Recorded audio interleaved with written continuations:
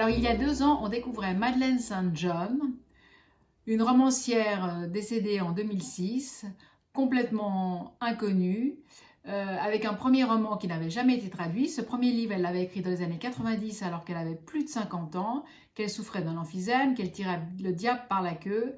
Et puis voilà, hop, Les Petites Robes Noires, gros succès chez elle à Sydney.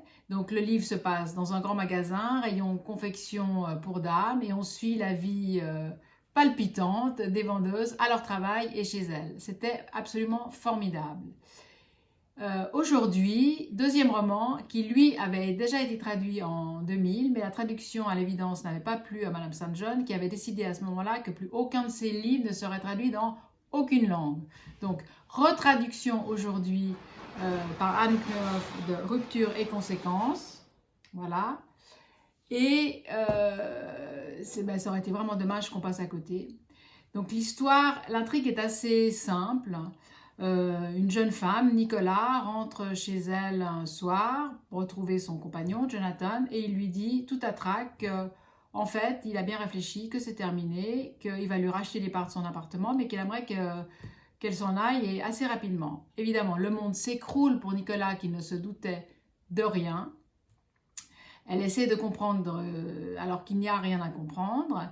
Elle va se réfugier chez des amis et elle est très très entourée et voilà. Donc on suit cette intrigue effectivement assez ténue qui racontée comme ça n'a pas grand intérêt, mais je vous assure que c'est extrêmement subtil. On rentre dans l'intimité de cette femme, de ce couple, et puis il y a énormément de dialogues qui sont très brillants.